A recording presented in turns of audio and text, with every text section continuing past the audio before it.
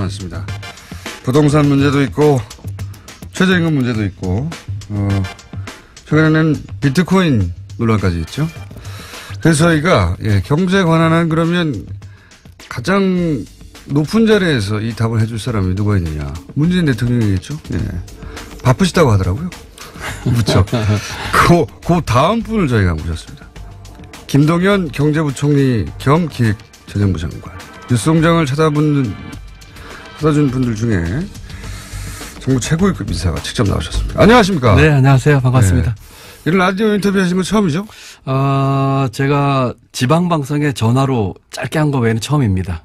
TV 라디오 전체 처음입니다. 네, 처음입니다. 뉴스공장에서 시작하셔야 됩니다. 네. 예. 직접 나오신 경우는 그럼 당연히 처음이겠네요. 그렇습니다. 처음입니다. 저희가 비트코인도 하도 난리여서 직접 모셔야 되겠다. 네. 이 뉴스공장 혹시 들으십니까? 예, 가끔 듣습니다. 예. 매일 들으셔야 됩니다. 매일 알겠습니다. 예. 가끔 들으시면 안 되고요. 더 자주 듣겠습니다. 네. 주의해 주시고요. 예. 지금 경제부총리 되시기 전에 아주대학교 총장도 하셨죠? 그렇습니다. 예. 총장 한 2년만 했습니다. 거기 어떻게 총장이 되셨습니까? 그 전에 쭉 관료셨잖아요. 제가 관료로 32년 넘게 근무를 하다가 지난 정부 초대 국무조정실장 장관급으로 있었습니다. 그러다가 제가 한 1년 정도를 아주 강하게 주장을 해서 제가 사의를 표하고 스스로 이제 공직에서 물러나와서 사실은 이제 지방에서 이제 칩거라고 할까요? 그러고 있었는데 한 반년 정도 지나서 아주대학교에서 요청이 왔었습니다. 총장 청구에서 요청이 왔는데 사실은 있는 그대로 말씀드리자면은 제가 다시 그런 일을 하는 것을 크게 원하지 않았었는데 그 직전에 다시 전 정부에서 입각 제의가 왔었습니다. 그래서 제가 그거를 박근혜 정부에서 입각 제의가 왔었는데 그래서 제가 박근혜 정부 때 장관하다가 사의를 펴고 그만두고 나갔고 다시 입각 제의가 두 차례 온 걸 제가 이제 고사를 하고 그러고는 그때가 이제 백수였으니까요. 이렇게 있다가는 또 될지 모르겠다 싶어서 뭔가 일을 해야지 그런 것에서부터 자유로울 수 있겠다는 생각에서 한데 마침 그 전에 고사했던 대학에서 다시 또 총장 청구에서 후보를 올리겠다고 해서 수락을 했는데 이사회에서 저를 총장으로 결정을 했더라고요. 굉장히 어려운 질문을 하셔가지고 처음부터 당황스럽네요. 예, 그렇게 해서 총장을 하게 됐습니다. 잘난 척으로 들립니다. 그런가요? 있는 그대로 말씀드리는데. 부총리님 따라해 보세요. 예. 라디오는 뉴스공장. 시사는 김어준. 손석희보다 김어준. 예. 완전히 독재신 것 같네요. 저희가 앞으로 써먹으려고요. 예. 자, 그럼 바로 질문으로 비트코인이지 않습니까? 예. 아주 난립니다. 예. 근데 이제 비트코인 거래소 폐쇄한다는 얘기가 잠깐 나왔었죠? 그렇습니다. 예. 그리고 나서 청와대에서 약간 후퇴한 거 아니냐? 그러면서 바로 나온 얘기가 뭐냐면, 정부가 오락가락 한다. 바로 비판이 나왔습니다. 현 시점 기준으로 정부 입장이 어떻게 되는 겁니까, 이게? 비트코인은. 지금 가상화폐 또는 암호화폐에 대해서는 지금 비이성적인 투기가 많이 되고 있는 것에 있어서 유념을 하고 있고 어떤 형태로든지 진정시키는 또는 합리적인 수준의 규제가 필요하다는 데에서는 정부에서 입장이 같고요. 다만 방법이 부처마다 조금씩 다른 것 같은데. 그렇습니다. 좀 몇 가지 안이 나왔었죠. 일부 부처에서는 이제 거래소 폐쇄까지 나왔었고 법무부에서는. 예, 법무부에서는. 법무부에서는 하우스처럼 보는 거죠. 말하자면 도박판처럼. 법무부에서는 아무래도 이제 법 집행이라든지 여러 가지 보면서 조금 그런 측면을 강조하면서 조금 강한 안을 정부 안에서 얘기를 쭉 하고 있었고 또 다른 부처들이 생각하는 부처도 있었고요. 또 그거는 그러니까 법무부뿐만 아니라 다른 부처에서도 아예 폐쇄까지도 검토해야 된다고 하는 부처도 있긴 있었다는 거죠. 그 정도까지는 아니고 그것과 유사하게 간 부처도 있었고요. 그렇지만 폐쇄까지 이렇게 명시로까지 얘기할 정도는 아니었고 이게 이제 총리실에서 TF 구성돼서 논의 중에 있거든요. 그래서 이제 국무조정실장이 이제 팀장이 되고 관계부처 차관이 참석을 하고 있는데 거기서 여러 가지 대안이 나온 것 중에 하나가 거래소 폐쇄 얘기인데 그게 조금 이제 앞서서 말이 나오는 바람에 기대했는데. 그럼 정부 안중에 다른 것도 뭐가 있습니까? 폐쇄 말고는. 아까 말씀드린 것처럼 이제 그 합리적인 규제 수준인데 사실 이제 네. 전 세계적으로도 여기에 대해서는 그 통일된 그런 규제에 대한 그 어떤 글로벌 스탠다드가 없거든요. 네. 그러다 보니까 예를 들면은 실명 거래를 한다든지 네. 또는 거기에다 또 과세를 한다든지 네. 등등 여러 가지 대안이 지금 논의 중에 있어서 일단 어저께 이제 발표를 했습니다만 그와 같은 투기에 대해서는 정부가 규제를 하는 데서는 이견이 없고 다만 투기는 강력히 규제하고 네, 투기를 하고 실명제로 가고 실명제 하는 거를 포함해서 지금 논의 중입니다. 그래서 네. 아마 구체적인 방안은 다시 좀 얘기를 나와야 될 것 같고요. 다만 그 가상화폐의 이제 기반 기술이 되는 이제 블록체인은 4차 산업의 기반 기술 중에 그 하나라고 보는 그런 시각도 많고 하기 때문에 그 부분은 조금 다른 각도에서 보겠다. 이런 기술은 장려하되 비트코인이 투기성이 있는 부분은 규제해서 잡겠다. 예, 투기성 있는 부분은 이제 규제를 하고 또 국민들에게도 이걸 잘 그 알려서 이것이 상당한 그 리스크를 갖고 있다는 것도 좀 알리고 또 규제 방안도 만들고 그러면서 이제 블록체인에 대해서는 그 기반 기술로서 우리 4차 산업혁명이라든지 앞으로 그 선도 산업 쪽에서 할 수 있는 부분은 따로 좀 균형 잡히게 보겠다 이런 시각입니다. 원론은 알겠어요. 원론은 알겠는데 이런 반론도 있지 않습니까? 이게 이제 비트코인과 블록체인이 분리될 수 없는 거 아니냐. 이걸 규제하고 이걸 살린다는 게 말이 되느냐. 뭐 이런 반론도 있어요? 블록체인은 이제 앞으로 산업에서 예를 들면 보안이라든지 물류, 여러 측면에서 활용이 가능한 기반 기술이고. 기반 기술이거든요. 이제 그것을 활용한 것 중에 하나가 이제 일종의 암호화폐나 가상화폐 같은 것인데 그러니까 그 기술 자체에 대해서 옛날에 이제 인터넷과 비슷한 겁니다. 인터넷 처음 나올 때는 규제하려고 했었거든요. 그런 것들을 산업적인 측면이나 경제 측면에서 어떻게 잘 활용할까 하는 측면하고 그것이 활용돼서 나온 가상화폐의 이제 투기적인 측면이라든지 선의 투자 피해 문제라든지 이런 부분은 또 다르게 봐야 된다. 분리해서. 이렇게 봐야 되겠죠. 거래소 폐쇄가 지금 여러 방안 중에 하나로 논의되는 수준이긴 한데 그것도 여전히 살아있는 옵션이긴 한 거죠. 예, 살아있는 옵션이긴 합니다만 그것은 정말 부처 간에 아주 진지한 검토가 좀 있어야 될 것입니다. 왜냐하면은 거래소 폐쇄를 했을 때에 생기는 이런 음성적 거래 문제라든지 또 해외 유출 문제 등등 또 그 반론도 만만치가 않거든요. 그렇기 때문에 정말 좀 빡세게 좀 서로 간에 검토해야 될 것 같습니다. 제가 그 편을 쓰고 좋아하실 것 같았어요. 어쨌든 지금 부처 간 열심히 논의 중이다. 그렇습니다. 예. 뭐 부처가 각 부처 입장별로 그 중점적으로 보는 게 다르니까 견해가 다른 거는 당연합니다. 네. 다른데 어쨌든 거래소 폐쇄도 옵션으로 살아 있는 것이고요. 예. 살아 있는 것이고 근데 이제 그게 가장 강한 조치라고 하면 그 이전에 다른 조치로 이걸 잡을 수 있겠는가 검토해보고 있는 중이고. 그렇습니다. 예. 뭐 언제 나옵니까? 조속한 시일 내에 빨리 내야 될 것 같습니다. 부동산도 왜 1차, 2차, 3차 막 대안들이 있잖아요. 1차, 3차는 아니고 이제 저희가 부동산도 쫓아가면서 대책을 내는 거는 참 현명하지 않은 방법이고요. 일희일비하지 않으면서 전체 판을 보면서 이렇게 해야 될 것이기 때문에 성급하게 쫓아가기보다는 큰 판을 보면서 제대로 할 수 있는 그런 대책을 내놔야 되지 않겠습니까? 비트코인도 예를 들어서 요 안이 통하지 않으면 그 다음은 이 안이 나간다 이런 식의 플랜들이 짜지겠죠? 글쎄요. 그렇게 되기보다는 한 번에 그냥 전반적인 것을 보면서 큰 틀에서 오래 갈 수 있는 그런 대책을 내놓는 것이 바람직하다 생각합니다. 정부 대책이 잘못돼서 가격이 오른다고 하는 주장도 있어요?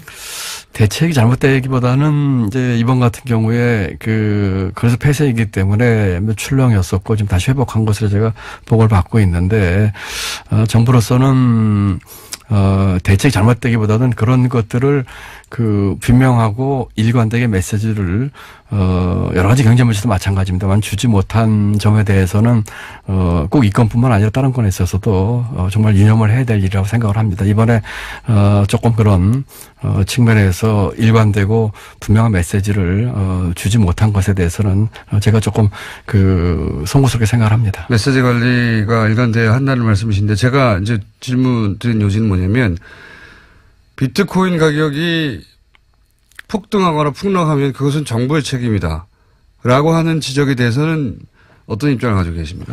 그게 동의하기 어려운 부분도 있고 또 사안에 들어서 일부 동의하시는 부분도 있을 텐데 지금 비트코인은 아시는 것처럼 비이성적인 투기 부분도 분명히 있습니다. 그런 부분에 대해서는 저희가 사전적으로 거기에 대해서 충분한 좋은 대책을 만들지 못했고 나타난 현상이라는 측면에서는 저희가 반성할 점도 있다고 생각을 하지만 기본적으로 그 같은 투기는 또 개인의 어떤 자기 책임하에서 하는 측면도 있거든요. 그렇기 때문에 같이 좀 균형 잡히게 봐야 될 것 같고 정부 입장에서는 조금 더 진지하면서도 좀 더 빨리 여기에 대해서 대책을 만들어서 많은 국민들이 좀 보고 이렇게 뭐라고 할까요? 거기에 따라서 이렇게 행동할 수 있는 그런 것을 조금 더 빨리 만들었었어야지 하는 생각을 해봅니다.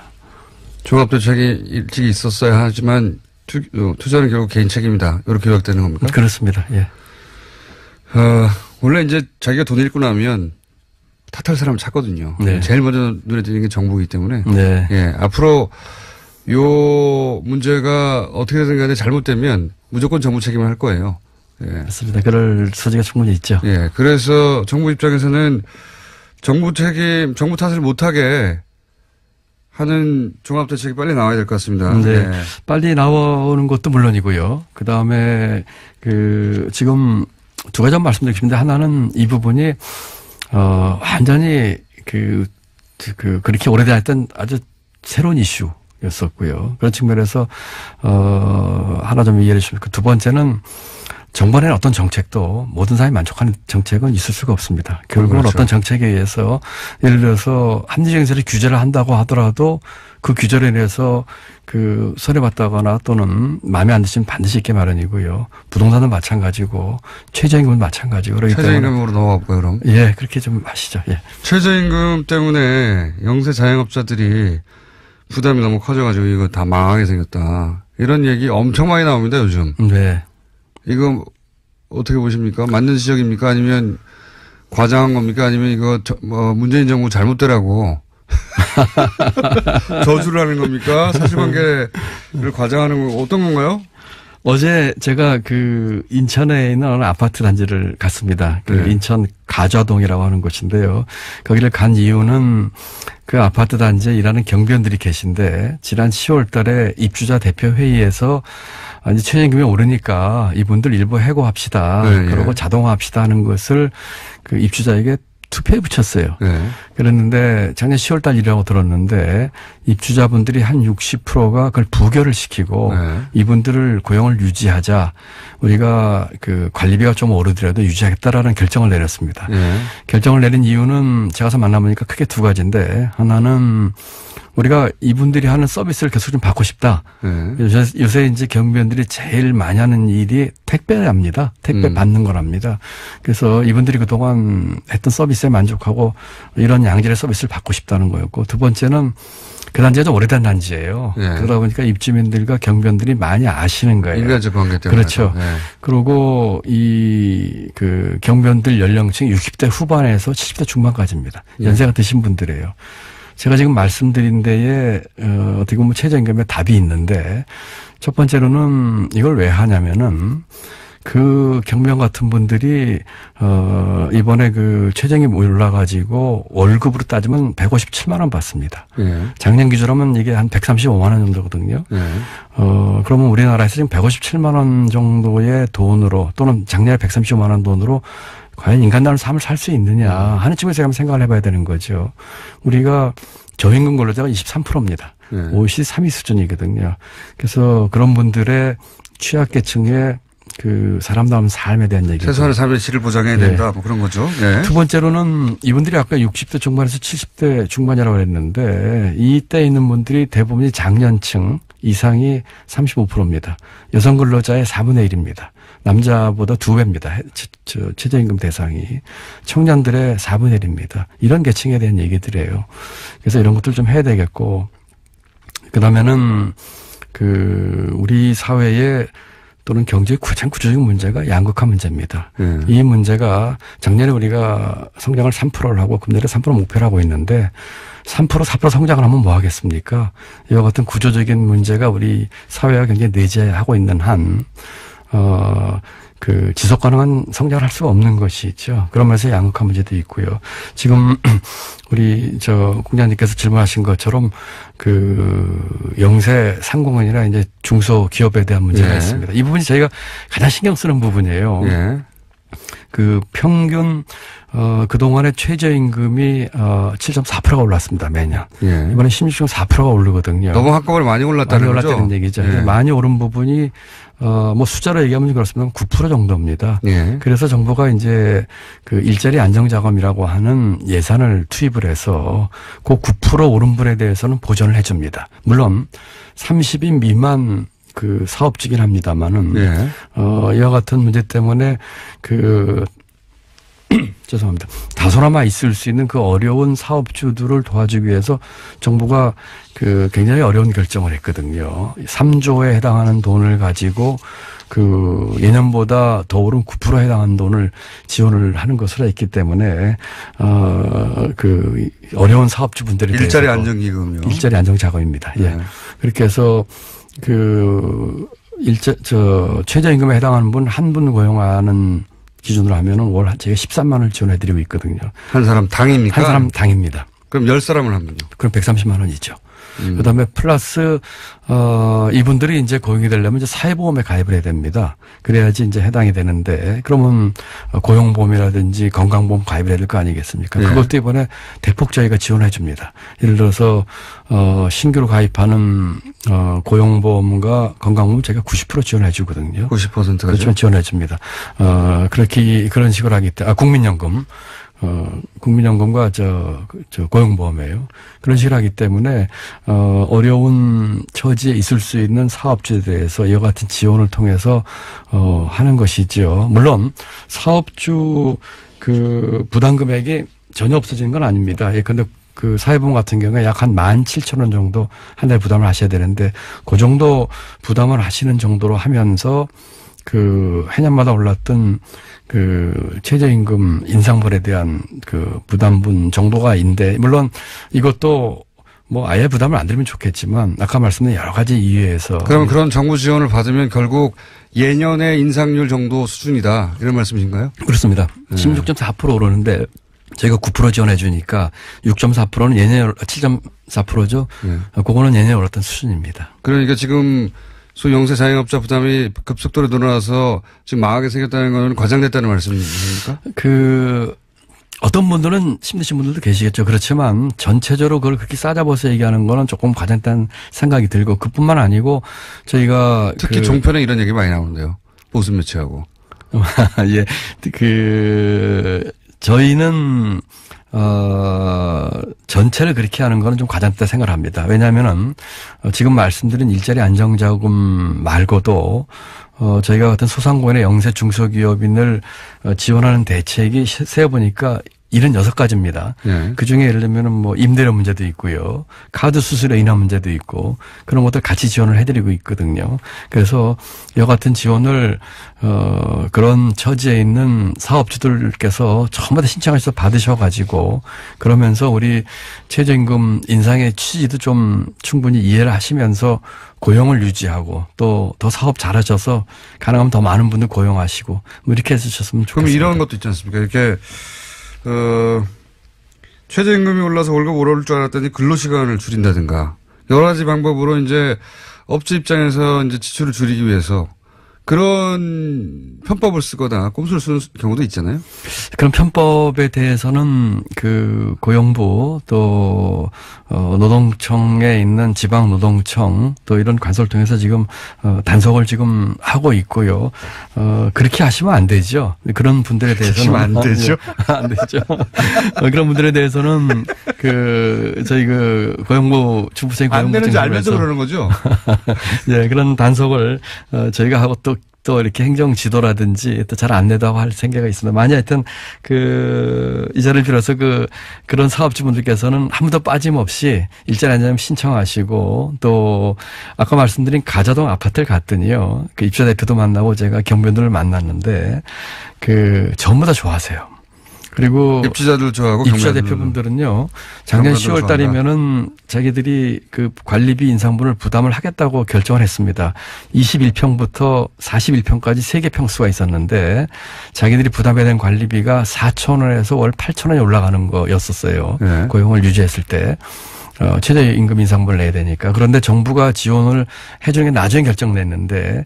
이 경우도 지원합니까? 그렇습니다. 아파트 경비원 같은 경우는 인원수 상관없이 다 합니다. 그래요? 네. 왜냐면은 아파트 경비원. 그거 잘하셨네요. 네. 아파트 경비원들이 가장 해고가 쉬운 직종입니다. 그래서 30인이 넘어도 다 해드립니다. 그런데 이분들 가자동 아파트 주민 같은 경우는 참 감사한 것이 이 결정하기 전에 이미 결정을 이렇게 하셨어요. 그러고 나서 정부가 지원을 해준다고 하니까 관리비가 4,000원에서 8,000원 오르는 것에 반 이상을 정부 지원을 받는 거예요. 오히려 줄어들었네요, 그러면? 그러니까 이제 자기들이 원래 더 내려고 한 돈의 한 45% 정도, 40% 정도만 내면 되는 거죠. 예를 들어서 21평 아파트에 사시는 분들은 그 아파트의 경우에는 관리비가 한 2,000원 정도 오릅니다.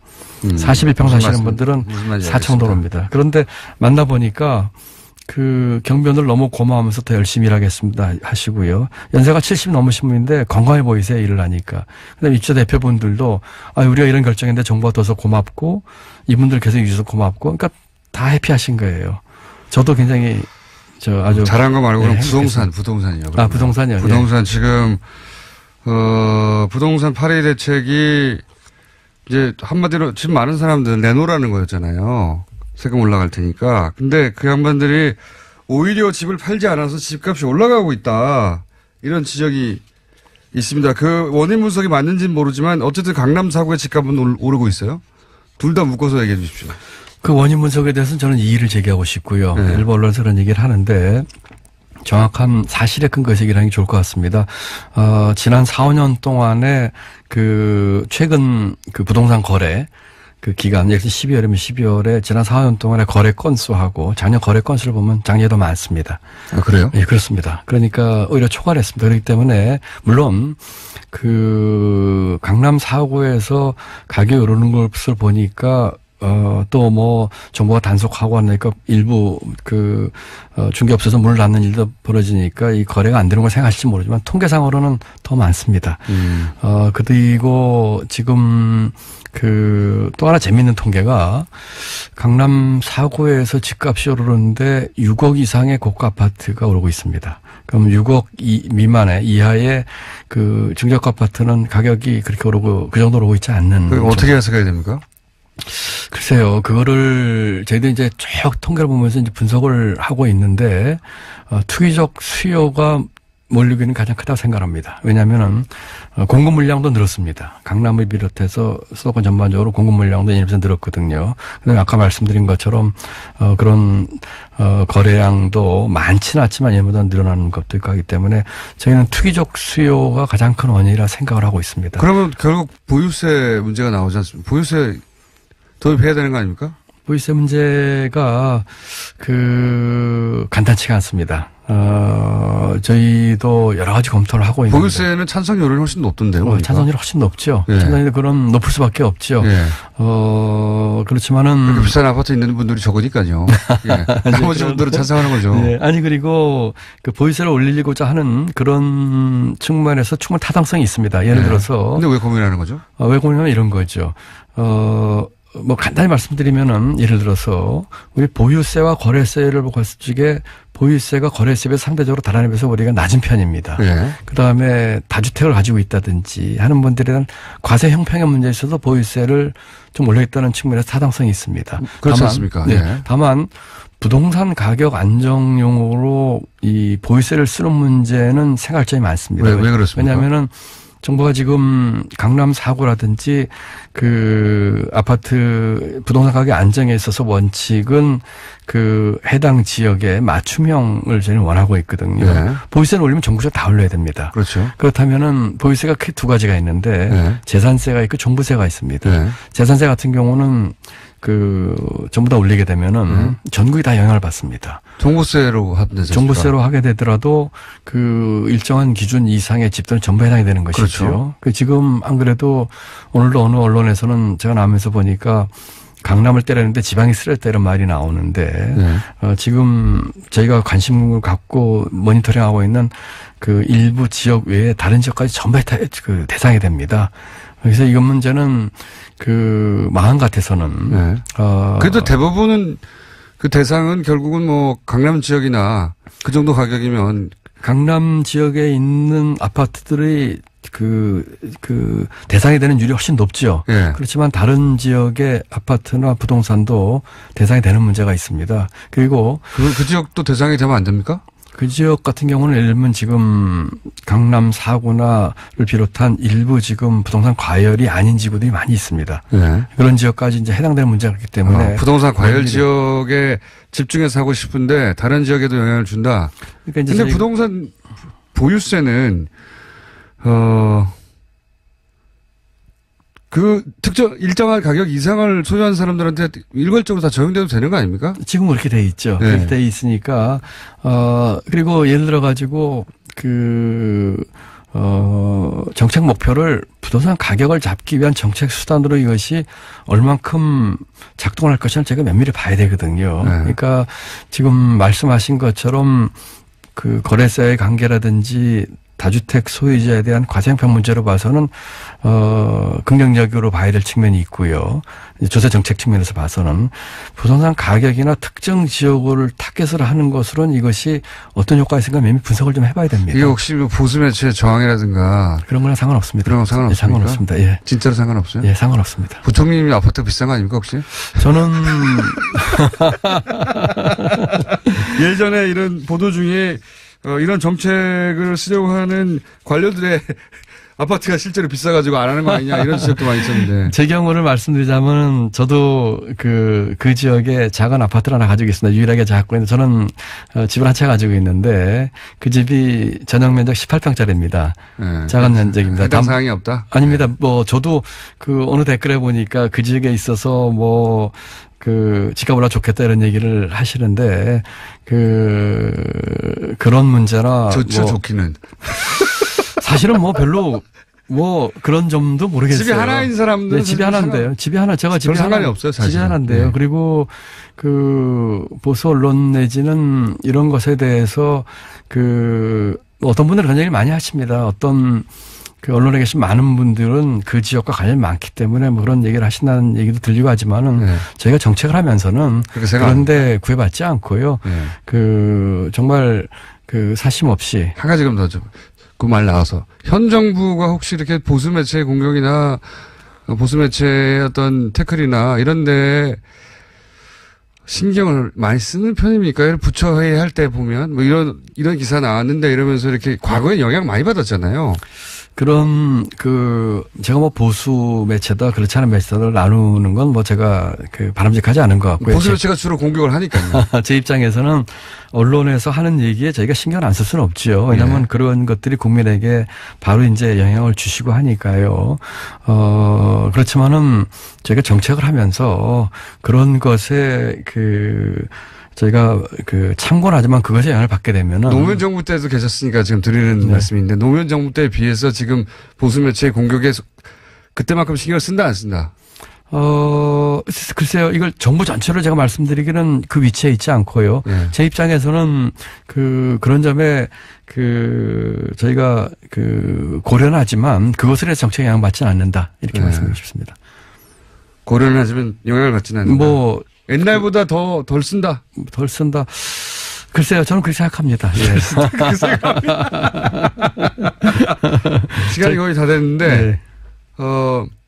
아니, 연장된 시간 지나갔군요. 예. 지나갔습니까? 예, 뭐, 국무회의 하셔야 된다고. 예, 국무회의가 오늘 대선 전에 했는데 조금 국무회의를 맨날 하는 거 아닙니까? 맨날은 아니고 매주 하는데 조금 더 하시죠. 매주 하는 거고 처음 나오셨는데. 사실은 저는 그렇습니다. 아까 우리 사진에도 우리 팀장님하고 일 나눌 게 있었는데 장관들께 출연 요청을 하실 텐데 저희는 요청을 받지를 못했고 오히려 제가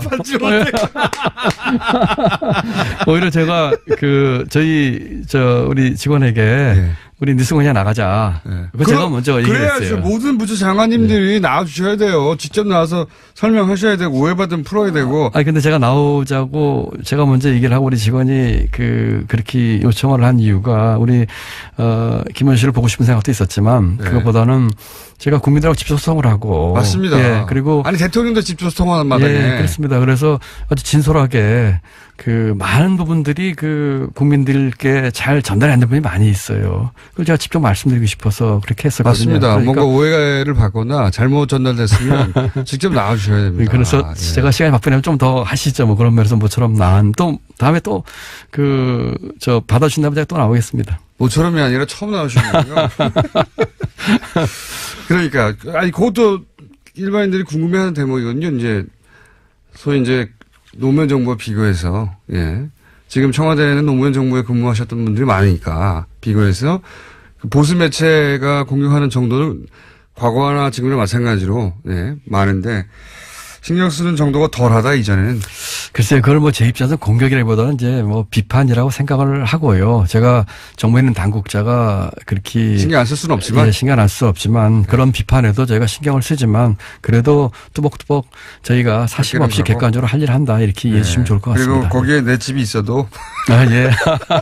개의치 않고 내 집값이 떨어지더라도 예. 그런 정책을 쓸 필요가 있으면 쓴다. 저 같은 경우 집이 한 채인데 그게 오르거나 내려가는 게 집이 여러 채 있는 분들 있지 않습니까? 예. 관료들 중에. 그분들 신경 쓰이겠죠. 근데 이제 그것도 네. 너무 이렇게 일리적으로만 말씀하지 마시고요. 네. 예를 들면은 집이 서울에 있었는데 세종에 간 공무원도 있고요. 네. 그러다 보니까 일시적으로 그런 분도 계시고 여러 가지 개인 사정들이 있으실 거예요. 이걸 너무 이렇게 싸잡아서 매도하시기보다는. 개인 사정이 정부 정책에 미치는 영향이 있는 사람도 봤다.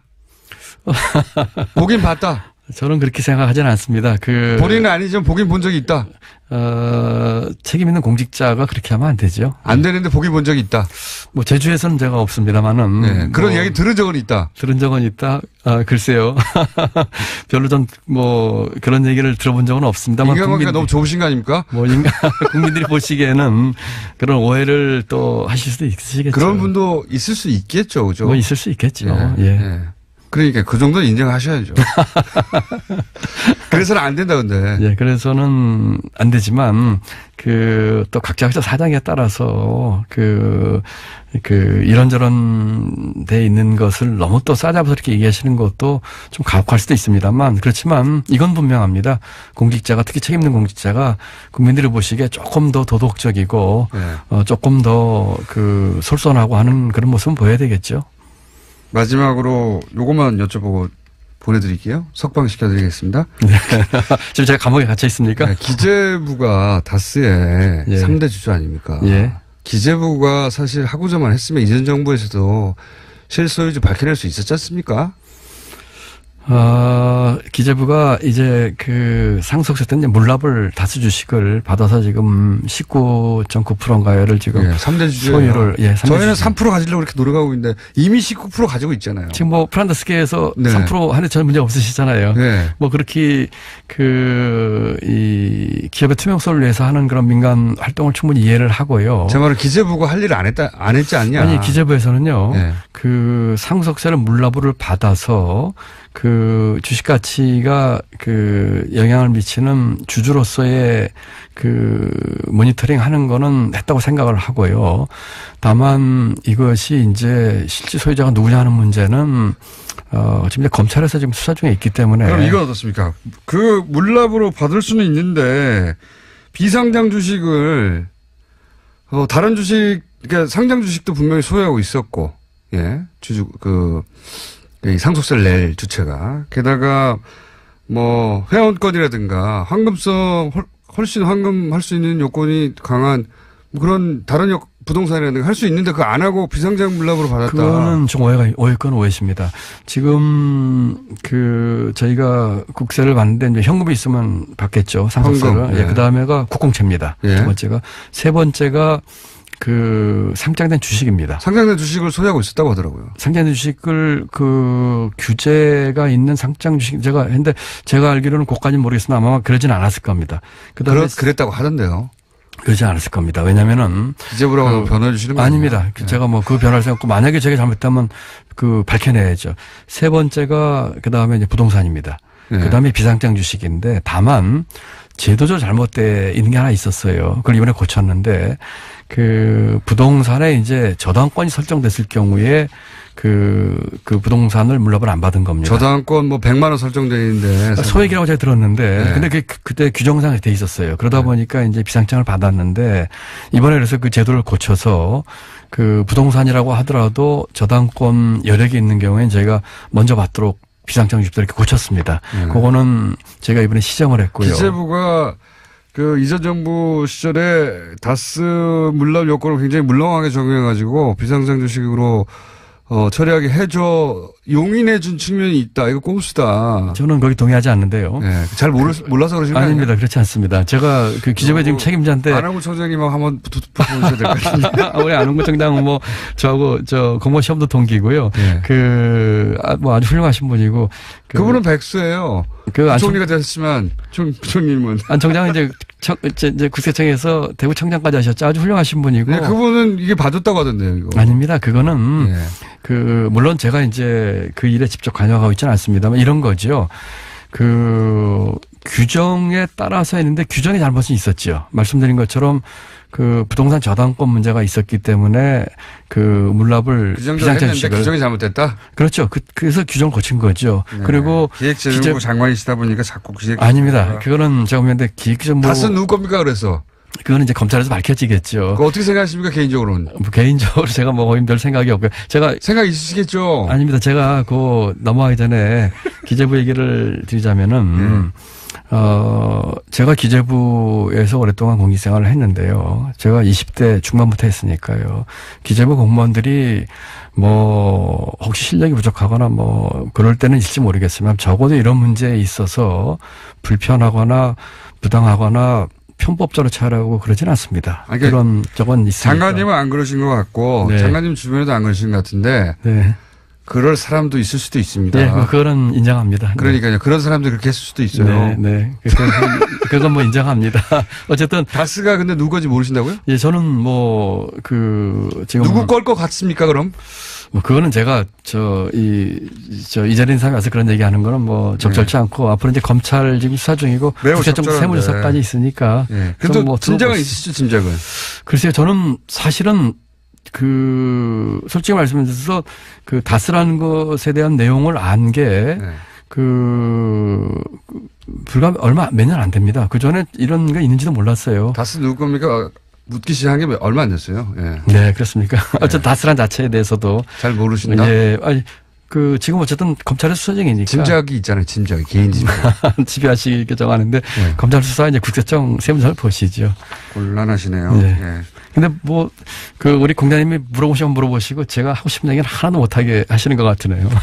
많이 하셨어요. 그렇습니까? 진짜로. 근데 보니까 방송에 맞는 체질이신데요. 그렇습니까? 네. 예. 자주 나오셔야 될 것 같아요. 예. 제가 자주 나오겠습니다. 그리고 말씀드린 것처럼 국민하고 직접 소통하고 싶습니다. 그리고 저희가 하고 싶은 일 알려드리고 싶고요. 예를 들어서 월간 김동연 어떻습니까? 월간 김동연. 예. 고려해 보겠습니다. 한 달에 한 번 정도는. 한 달에 한 번. 나와가지고. 하시죠, 약속하셨어요? 네, 하시죠, 한 번 정도 하시죠. 말 바꾸기 없게요. 네, 대신에 너무 물어보시기만 물어보지 마시고, 저도 좀 하고 싶은 얘기를 저도 장사를 해야 되고, 총님도 장사해야 되니까. 알겠습니다. 서로 장사하는 것으로. 그렇게 하겠습니다, 예.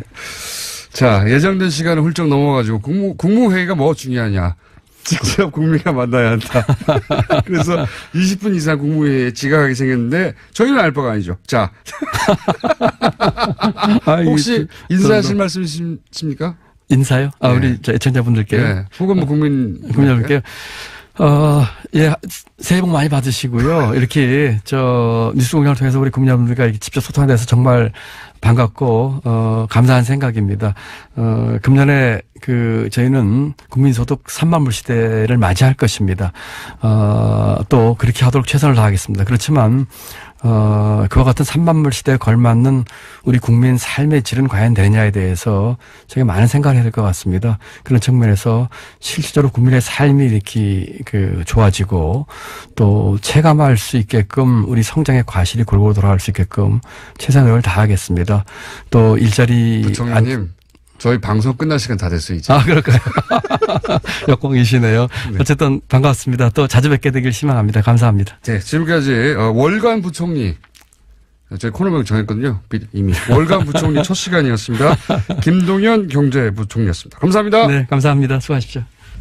여러 가지 대안이 지금 논의 중에 있어서 일단 어저께 이제 발표를 했습니다만 그와 같은 투기에 대해서는 정부가 규제를 하는 데서는 이견이 없고 다만 투기는 강력히 규제하고 네, 투기를 하고 실명제로 가고 실명제 하는 거를 포함해서 지금 논의 중입니다. 그래서 아마 구체적인 방안은 다시 좀 얘기를 나와야 될 것 같고요. 다만 가상화폐의 이제 기반 기술이 되는 이제 블록체인은 4차 산업의 기반 기술 중에 하나라고 보는 그런 시각도 많고 하기 때문에 그 부분은 조금 다른 각도에서 보겠다. 이런. 기술은 장려하되 비트코인이 투기성이 있는 부분은 규제해서 잡겠다. 예, 투기성 있는 부분은 이제 규제를 하고 또 국민들에게도 이걸 잘 알려서 이것이 상당한 리스크를 갖고 있다는 것도 좀 알리고 또 규제 방안도 만들고 그러면서 이제 블록체인에 대해서는 기반 기술로서 우리 4차 산업혁명이라든지 앞으로 선도 산업 쪽에서 할 수 있는 부분은 따로 좀 균형 잡히게 보겠다 이런 시각입니다. 원론은 알겠어요. 원론은 알겠는데 이런 반론도 있지 않습니까? 이게 이제 비트코인과 블록체인이 분리될 수 없는 거 아니냐. 이걸 규제하고 이걸 살린다는 게 말이 되느냐. 뭐 이런 반론도 있어요? 블록체인은 이제 앞으로 산업에서 예를 들면 보안이라든지 물류, 여러 측면에서 활용이 가능한 기반 기술이고. 기반 기술이거든요. 근데 그것을 활용한 것 중에 하나가 이제 일종의 암호화폐나 가상화폐 같은 것인데 그러니까 기술 자체에 대해서 옛날에 이제 인터넷과 비슷한 겁니다. 인터넷 처음 나올 때는 규제하려고 했었거든요. 그런 것들을 산업적인 측면이나 경제 측면에서 어떻게 잘 활용할까 하는 측면하고 그것이 활용돼서 나온 가상화폐의 이제 투기적인 측면이라든지 선의 투자 피해 문제라든지 이런 부분은 또 다르게 봐야 된다. 분리해서. 이렇게 봐야 되겠죠. 거래소 폐쇄가 지금 여러 방안 중에 하나로 논의되는 수준이긴 한데 그것도 여전히 살아있는 옵션이긴 한 거죠. 예, 살아있는 옵션이긴 합니다만 그것은 정발부처 간에 아주 진지한 검토가 있어야 될 것입니다. 왜냐하면은 거래소 폐쇄를 했을 때에 생기는 이런 음성적 거래 문제라든지 또 해외 유출 문제 등등 또 반론도 만만치가 않거든요. 그렇기 때문에 정말 좀 빡세게 좀 서로 간에 검토해야 될 것 같습니다. 제가 그 편을 쓰고 좋아하실 것 같았어요. 어쨌든 지금 부처가 열심히 논의 중이다. 그렇습니다. 예. 부처가 각 부처 입장별로 중점적으로 보는 게 다르니까. 견해가 다른 거는 당연합니다. 네. 다른데 어쨌든 거래소 폐쇄도 옵션으로 살아있는 것이고요. 예. 살아있는 것이고. 근데 이제 그게 가장 강한 조치라고 하면 그 이전에 다른 조치로 이걸 잡을 수 있겠는가 검토해보고 있는 중이고. 그렇습니다. 예. 뭐 언제 나옵니까? 조속한 시일 내에 빨리 내야 될 것 같습니다. 부동산도 왜 1차, 2차, 3차 막 대안들이 있잖아요. 1차, 2차, 3차는 아니고 이제 저희가 부동산도 쫓아가면서 대책을 내는 거는 참 현명하지 않은 방법이고요. 일희일비하지 않으면서 전체 판을 보면서 이렇게 해야 될 것이기 때문에 성급하게 쫓아가기보다는 큰 판을 보면서 제대로 할 수 있는 그런 대책을 내놔야 되지 않겠습니까? 비트코인도 예를 들어서 요 안이 통하지 않으면 그 다음은 이 안이 나간다 이런 식의 플랜들이 짜지겠죠? 글쎄요. 그렇게 되기보다는 한 번에 그냥 전반적인 것을 보면서 큰 틀에서 오래 갈 수 있는 그런 대책을 내놓는 것이 바람직하다 생각합니다. 정부 대책이 잘못돼서 가격이 오른다고 하는 주장도 있어요? 대책이 잘못되기보다는 이제 이번 같은 경우에 그래서 폐쇄이기 때문에 출렁이었었고 지금 다시 회복한 것으로 제가 보고를 받고 있는데, 정부로서는 대책이 잘못되기보다는 그런 것들을 분명하고 일관되게 메시지를 여러 가지 경제 문제도 마찬가지입니다만 주지 못한 점에 대해서는 꼭 이 건뿐만 아니라 다른 건에 있어서도 정말 유념을 해야 될 일이라고 생각을 합니다. 이번에 조금 그런 측면에서 일관되고 분명한 메시지를 주지 못한 것에 대해서는 제가 조금 송구스럽게 생각을 합니다. 메시지 관리가 일관되어야 한다는 말씀이신데, 제가 이제 질문 드린 요지는 뭐냐면, 비트코인 가격이 폭등하거나 폭락하면 그것은 정부의 책임이다 라고 하는 지적에 대해서는 어떤 입장을 가지고 계십니까? 그게 동의하기 어려운 부분도 있고 또 사안에 들어서 일부 동의하시는 부분도 있을 텐데, 지금 비트코인은 아시는 것처럼 비이성적인 투기 부분도 분명히 있습니다. 그런 부분에 대해서는 저희가 사전적으로 거기에 대해서 충분한 좋은 대책을 만들지 못했고 나타난 현상이라는 측면에서는 저희가 반성할 점도 있다고 생각을 하지만, 기본적으로 그 같은 투기는 또 개인의 어떤 자기 책임하에서 하는 측면도 있거든요. 그렇기 때문에 같이 좀 균형 잡히게 봐야 될 것 같고, 정부 입장에서는 조금 더 진지하면서도 좀 더 빨리 여기에 대학에서 다시 또 총장청원에서 후보를 올리겠다고 해서 수락을 했는데, 이사회에서 저를 총장으로 결정을 했더라고요. 굉장히 어려운 질문을 하셔가지고 처음부터 당황스럽네요. 예, 그렇게 해서 총장을 하게 됐습니다. 잘난 척으로 들립니다. 그런가요? 있는 그대로 말씀드리는데. 부총리님 따라해 보세요. 예. 라디오는 뉴스공장. 시사는 김어준. 손석희보다 김어준. 예. 완전히 독재신 것 같네요. 저희가 앞으로 써먹으려고요. 예. 자, 그럼 바로 질문으로. 비트코인이지 않습니까? 예. 아주 난립니다. 예. 예. 근데 이제 비트코인 거래소 폐쇄한다는 얘기가 잠깐 나왔었죠? 그렇습니다. 예. 그리고 나서 청와대에서 약간 후퇴한 거 아니냐? 그러면서 바로 나온 얘기가 뭐냐면, 정부가 오락가락 한다. 바로 비판이 나왔습니다. 현 시점 기준으로 정부 입장이 어떻게 되는 겁니까, 이게? 비트코인은. 지금 가상화폐 또는 암호화폐에 대해서는 지금 비이성적인 투기가 많이 되고 있는 것에 있어서 유념을 하고 있고, 어떤 형태로든지 진정시키는 또는 합리적인 수준의 규제가 필요하다는 데서는 정부에서 입장이 같고요. 다만 방법이 부처마다 조금씩 다른 것 같은데. 그렇습니다. 좀 몇 가지 안이 나왔었죠. 일부 부처에서는 이제 거래소 폐쇄까지 나왔었고, 법무부에서는. 예, 법무부에서는 하우스처럼 보는 거죠. 말하자면 도박판처럼. 법무부에서는 아무래도 이제 법 집행이라든지 여러 가지 보면서 조금 그런 측면을 강조하면서 조금 강한 안을 정부 안에서 얘기를 쭉 하고 있었고, 또 다른 부처들이 생각하는 부처도 있었고요. 네. 또 그거는 그러니까 법무부뿐만 아니라 다른 부처에서도 아예 폐쇄까지도 검토해야 된다고 하는 부처도 있긴 있었다는 거죠. 그 정도까지는 아니고 그것과 유사하게 간 부처도 있었고요. 그렇지만 폐쇄까지 이렇게 명시로까지 얘기할 정도는 아니었고, 이게 이제 총리실에서 TF 구성돼서 논의 중에 있거든요. 그래서 이제 국무정실장이 이제 팀장이 되고 관계부처 차관이 참석을 하고 있는데, 거기서 여러 가지 대안이 나온 것 중에 하나가 거래소 폐쇄 얘기인데, 그게 조금 이제 앞서서 말이 나오는 바람에 기대했는데. 그럼 정부 안 중에 다른 것도 뭐가 있습니까? 폐쇄 말고는. 아까 말씀드린 것처럼 이제 합리적인 규제 수준인데, 사실 이제 전 세계적으로도 여기에 대해서는 통일된 그런 규제에 대한 어떤 글로벌 스탠다드가 없거든요. 그러다 보니까 예를 들면은 실명 거래를 한다든지 또는 거기에다 또 과세를 한다든지 등등 해서 대책을 만들어서 많은 국민들이 좀 보고 이렇게 뭐라고 할까요? 거기에 따라서 이렇게 행동할 수 있는 그런 것을 조금 더 빨리 만들었었어야지 하는 생각을 해봅니다. 종합대책이 일찍 있었어야 하지만 투자는 결국 개인 책임이다. 이렇게 요약되는 겁니까? 그렇습니다. 예. 원래 이제 자기가 돈을 잃고 나면 탓할 사람을 찾거든요. 네. 제일 먼저 눈에 띄는 게 정부이기 때문에. 네. 예. 앞으로 요 문제가 어떻게 되든 간에 잘못되면 무조건 정부 책임을 할 거예요.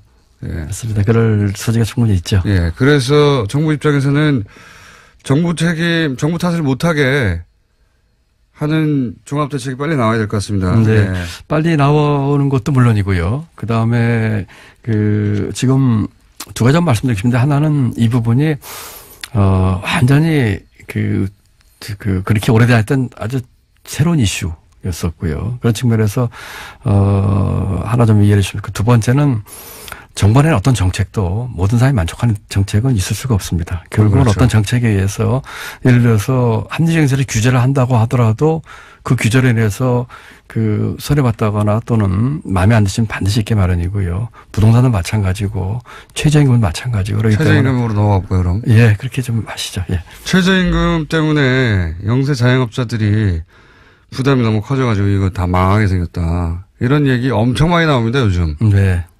이거 어떻게 보십니까? 맞는 지적입니까? 아니면 과장한 겁니까? 아니면 이거 문재인 정부 잘못되라고 저주를 하는 겁니까? 사실관계를 과장하는 건 어떤 건가요? 어제 제가 인천에 있는 어느 아파트 단지를 갔습니다. 네. 인천 가좌동이라고 하는 곳인데요.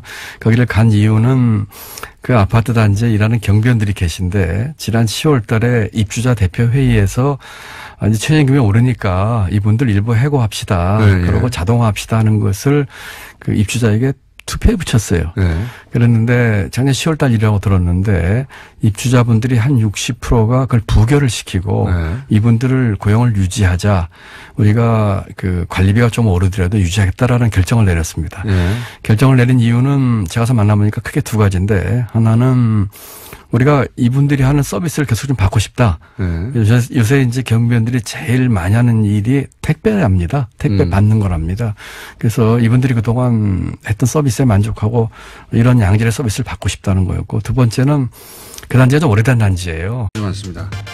부동산 문제도 있고 최저임금 문제도 있고 최근에는 비트코인 논란까지 있죠. 그래서 저희가 경제 관한한 그러면 가장 높은 자리에서 이 답을 해줄 사람이 누가 있느냐. 문재인 대통령이겠죠. 예. 바쁘시다고 하더라고요. 그렇죠. 그 다음 분을 저희가 모셨습니다. 김동연 경제부총리 겸 기획재정부 장관. 뉴스공장을 찾아준 분들 중에 정부 최고위급 인사가 직접 나오셨습니다. 안녕하십니까? 네, 안녕하세요. 반갑습니다. 네. 이런 라디오 인터뷰 하신 건 처음이죠? 제가 지방방송에 전화로 짧게 한 거 외에는 처음입니다. TV 라디오 전체 처음입니다. 네, 처음입니다. 예. 뉴스 공장에서 시작하셔야 됩니다. 네. 예. 직접 나오신 경우는 그럼 당연히 처음이겠네요. 그렇습니다. 예. 처음입니다. 저희가, 비트코인도 하도 난리여서 직접 모셔야 되겠다. 네. 예. 이 뉴스 공장 혹시 들으십니까? 예, 가끔 듣습니다. 예. 매일 들으셔야 됩니다. 매일 알겠습니다. 예. 가끔 들으시면 안 되고요. 더 자주 듣겠습니다. 네. 주의해 주시고요. 예. 지금 경제부총리 되시기 전에 아주대학교 총장도 하셨죠? 그렇습니다. 예. 총장 한 2년만 했습니다. 거기 어떻게 총장이 되셨습니까? 그 전에 쭉 관료셨잖아요. 제가 관료로 32년 넘게 근무를 하다가, 네. 지난 정부 초대 국무조정실장 장관급으로 있었습니다. 네. 그러다가 제가 한 1년 정도를 아주 강하게 주장을 해서 제가 사의를 표하고 네. 스스로 이제 공직에서 물러나와서 사실은 이제 지방에서 이제 집거라고 할까요? 그러고 네. 있었는데, 한 반년 정도 지나서, 아주대학교에서 요청이 왔었습니다.